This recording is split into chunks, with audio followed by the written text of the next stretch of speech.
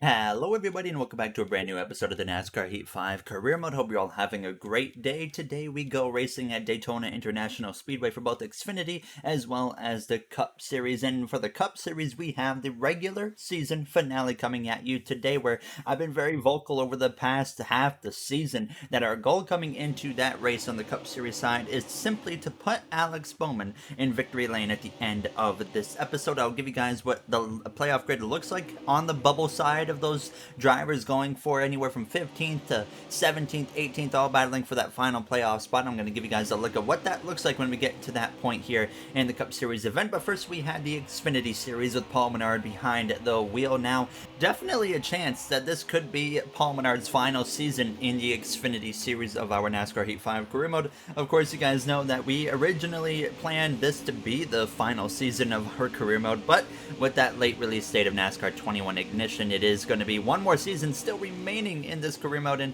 I can tell you, we got some big announcements on the way with some silly season stuff that I can't wait for you guys to see here in the coming episodes. Now, I thought about announcing one of them in this episode, but I decided to wait it out till the playoffs start here. So Paul was moving his way forwards, but he didn't get the furthest, but on to the final lap of this race, and he was actually battling for a top 10 position through turns 3 and 4 for the final time on the inside of David Starr, right behind Chad Fincham there in that number 13 car through the exit of turns for Natalie Decker in the 47 just behind. Now, as Paul would actually take it 3 wide down the front straightaway into the trial here. It was side by side coming to the line sideways for Fincham, and Menard would get 10th place at the last second there, as the winner would be Josh Williams. Alex LeBay up there in second, Kimi Räikkönen, AJ Allmendinger, and Ryan Sieg rounding out the top 5 here for the Coca-Cola 250 at Daytona. As we look at the rest of the order, Romain Grosjean there in P18. He won the Daytona race earlier this season at the start of the season for the Xfinity Series. As we come through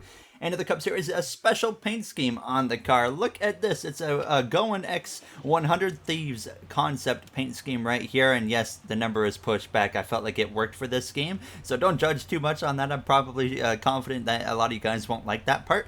Personally, I'm a big fan of this scheme. I think it came out pretty well. I haven't made a scheme by myself in quite some time. I actually finished this car all the way back in May, so it's been a long time coming for this car to actually be run in our NASCAR 8.5 Career Mode. But we qualified in the 40th position, shocker there at Daytona International Speedway. As you look through the rest of the qualifying order, getting ready to take the green flag for the regular season finale. A lot on the line here today. Kyle Busch, last season's champion, a 4-time Cup Series champion, now at risk of missing the playoffs if everything goes to plan for this Gordon Hendrick Motorsports team now, as we get ready to go green for the Coke Zero Sugar 400. Alright guys, the plan is pretty straightforward. We just got to push the 48 car to victory lane, and hopefully a stage one as well. That'll help him out a lot. So it's pretty straightforward for me. I'll do whatever I can to help him out. And there you hear myself on the radio to the team. The goal is simple. Push Alex Bowman to hopefully some stage wins and to victory lane to guarantee him into the playoffs, to have all 4 Gordon Hendrick Motorsports cars inside the playoffs here for this penultimate season of the NASCAR Heat 5 Career Mode. Now, as we do move up a row because of a couple of drivers like Justin Haley and Colleague Racing's car, as well as the 78 CJ McLaughlin going to the back. Now, as the regular season finale is underway here from Daytona International Speedway in this 100 Thieves paint scheme here as we get underway. So the playoff grid, you guys might be wondering, what does that look like? It should come up on your screen right about now. It's a battle between Kyle Busch, Todd Gilliland, Chase Briscoe, as well as Alex Bowman to make it for that final spot. It's 4 drivers going for 1 spot here. Kyle Busch, the last driver in, with 523 points coming into this episode. Todd Gilliland, the first driver out. He is below by 17 points. Chase Briscoe, below by 21 points. Our Gordon Hendrick teammate of Alex Bowman is out by 24 points. So it is not realistically impossible for Alex Bowman to point his way in today. He could definitely point his way in at a track like Daytona if enough goes wrong for Kyle Busch.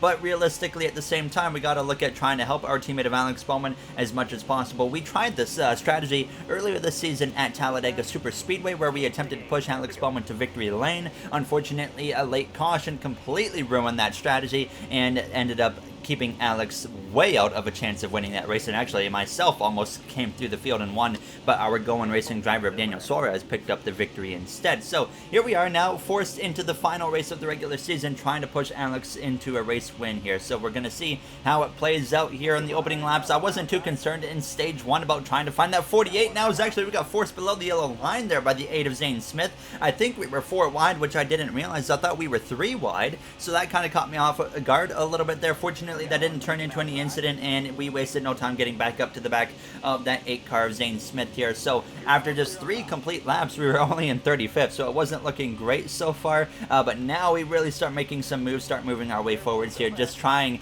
to get as far up as we can. Now, I really wasn't worried about helping Bowman in stage 1 specifically. This stage was just get myself in a good position, setting us up to help Alex Bowman in stage 2 as well as stage 3, because it's going to be a multiple stage effort if we want to get Bowman in without a win, but obviously the main goal is to just get him the race win, and that will guarantee him into the playoffs. So now behind Ty Gibbs, who's had a really rough rookie season, I expect to see some better things out of him, maybe in the playoffs, as well as next season for sure, which will be his 2nd season in the Cup Series, and just expect to see more out of Joe Gibbs Racing in general. Right now, they only have 2 drivers in the playoffs, and one guaranteed, that's Harrison Burton. The other guy is Kyle Busch, who we don't know if he's going to be in the playoffs right now or not at the end of tonight's episode.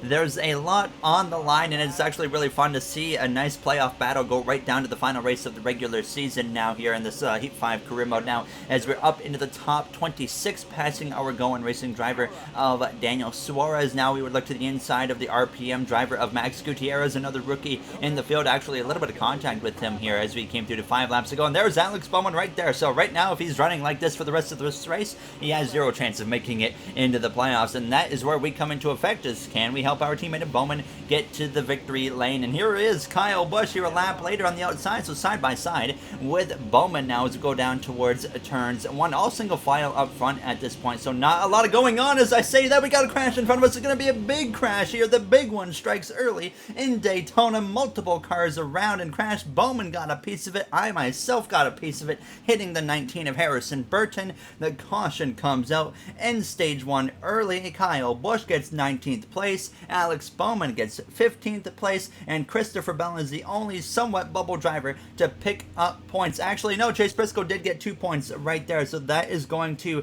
put it down to 19 points below the cut line for him, but nothing else changes after that. Christopher Bell helps himself out even more to stay above Kyle Busch in case some wild scenario happens there with a DNF for that 17 car for Rush LeBron Racing, but that means that still Gilliland out by 17, Bowman still out by 24 at the end of stage 1, Kyle Busch still safe as it stands now. As we gain 3 spots on the pit lane. Thank goodness we didn't DNF in that incident. Thank goodness Bowman didn't get taken out by that. And now we're going to get underway for the start of stage 2, whether you're here in the regular season finale in Daytona for the final time in the regular season. It is time to get amped.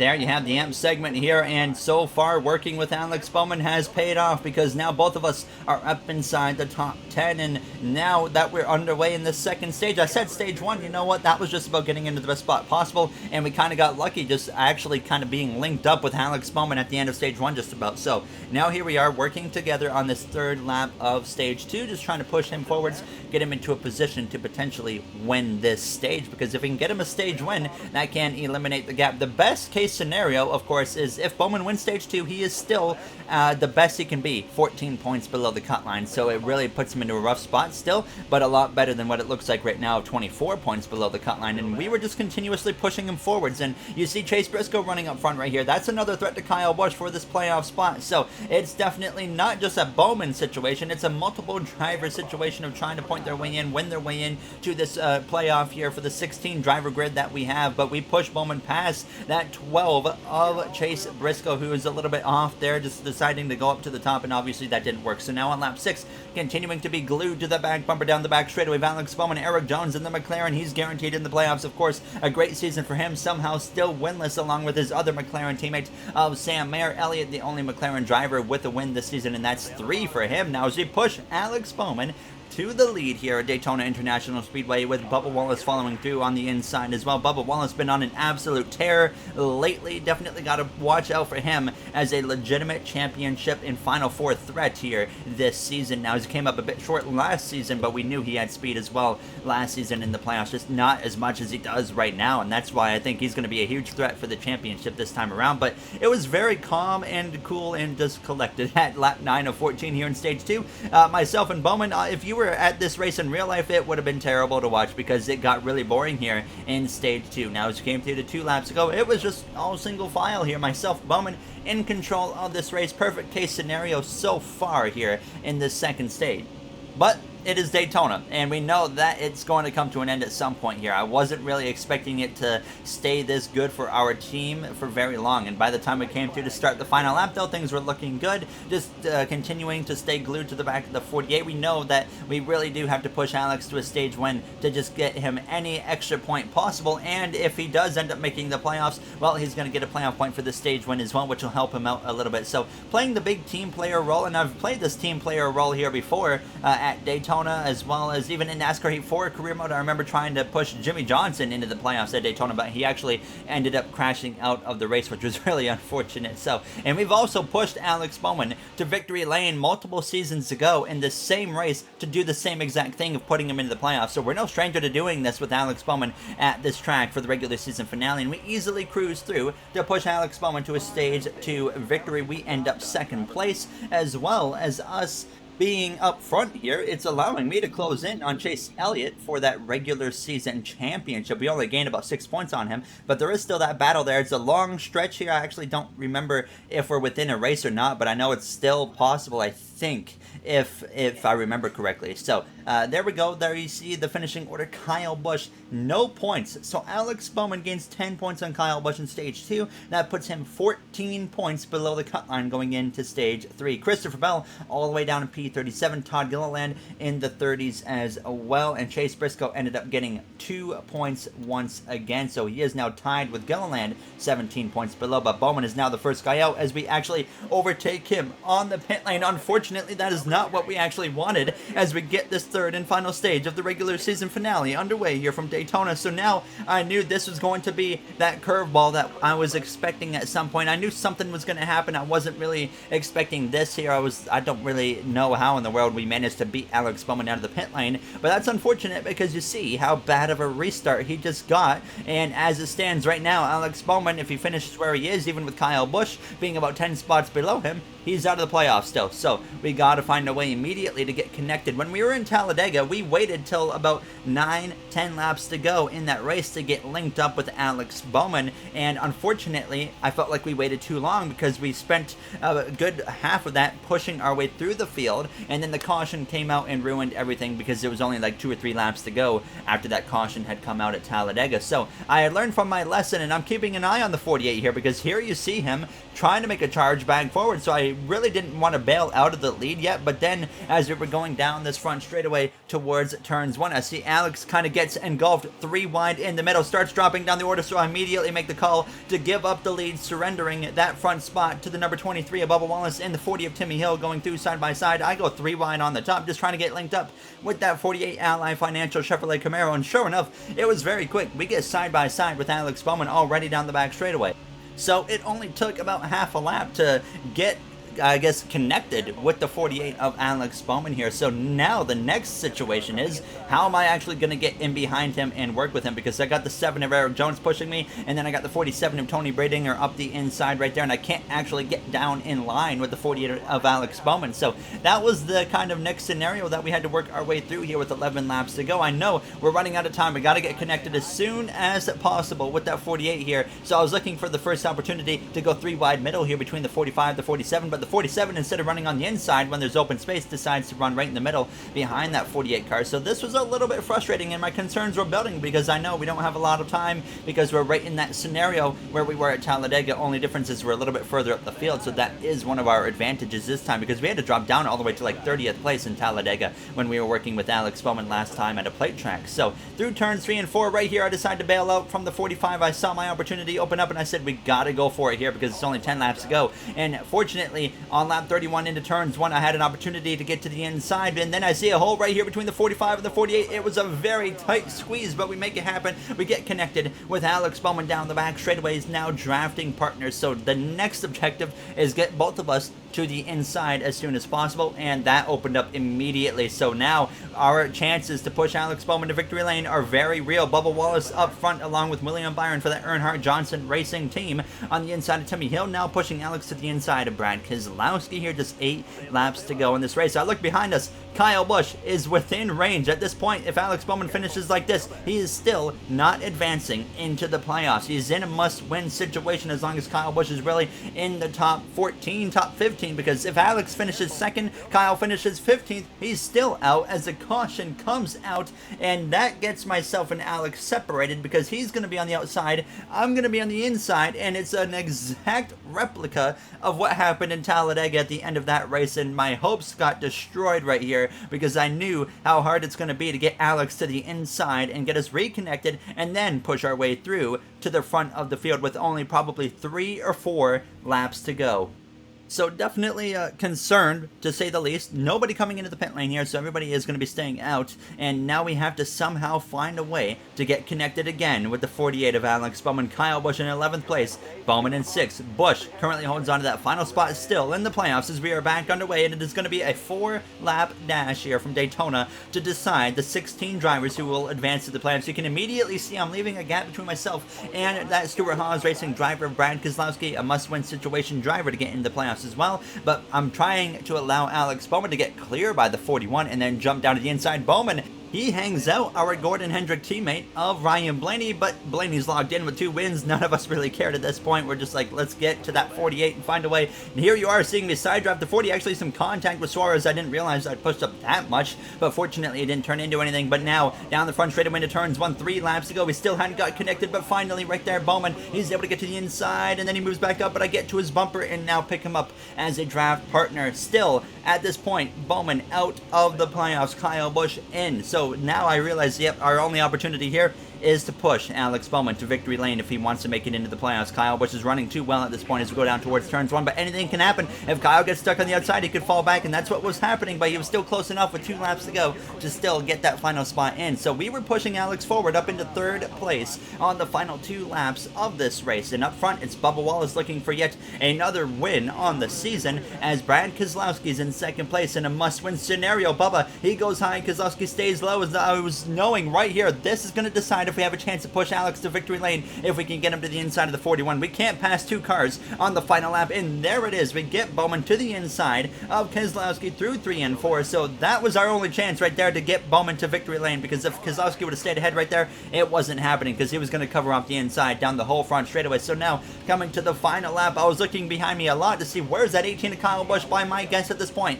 Busch is still close enough to make it into the playoffs if Bowman finishes in 2nd place. Kyle has to finish about 7 17th for Bowman to advance. If it's 16th, it would be about a tie. So we know at this point we gotta get that 48 to the inside of the 23 into turn 3, and we're only gonna have one chance to do it. Now Bubba goes to the top. Are we close enough to push that 48 to the inside? Now help from behind from the Kevin Harvick Incorporated driver of Cole Custer down into turn 3. It's gonna be very close. Bubba tries to come down. It's not enough. We get Bowman to the inside, and we're gonna push him through to the lead here on the final lap in the Coke 0400 at Daytona International Speedway, and a must-win moment here for Alex Bowman. A clutch performance. We are going to push him to victory lane in Daytona in the regular season finale and put him in the playoffs and beat Kyle Busch out. And Busch, the defending Cup Series champion, the Cup Series veteran, 4 championships total, is going to miss the Cup Series playoffs here. Unbelievable. He finished in 15th place. So if Bowman finished second instead of first,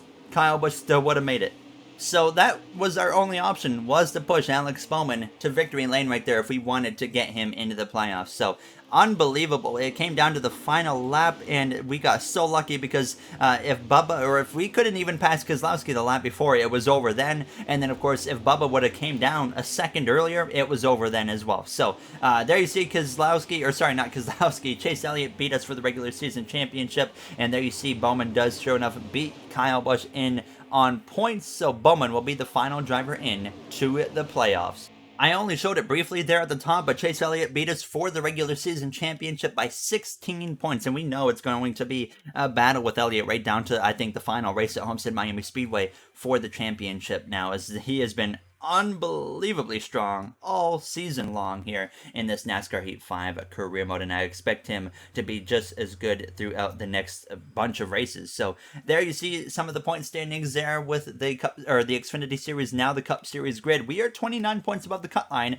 coming into this race. Elliott 34 to the good, Eckes 29 to the good, Bubba Wallace 22 above the cut line, and then you see the rest of the grid right there. The McLaren drivers who've been strong all season couldn't pick up race wins, and that's why they're only both less than 10 points above the cut line. But it's Haley Deegan, Christopher Bell, Joey Logano, and Brandon Jones coming in all below the cut line, with Deegan being tied for the final spot with Lewis Hamilton, who's had one unbelievable turnaround from his rookie season in NASCAR, where I don't even think he was in the top 30 in points, and the next season he makes the playoffs here. As we quickly overview the schedule here for the playoffs: Roval at the end of round 1, and then Talladega at the end of round 2, and then we have Mid-Ohio in that round of 8, as well as Iowa as a cutoff race, and then Miami as a season finale for the championship. If you guys enjoyed, you know what to do. I'd like to thank you all for taking the time of your day to watch this episode, and I will see you guys in the next one when we start the playoffs. And want to say thank you to the Going Racing members of MJ, Joseph 9001, Timothy R-Line, Bubba Jr., Brett Durward, Dark Gengar Gaming, AJ Vasura, Russell Dixon, Kenneth Barnett, Dana9302, Speed Demon 341, as well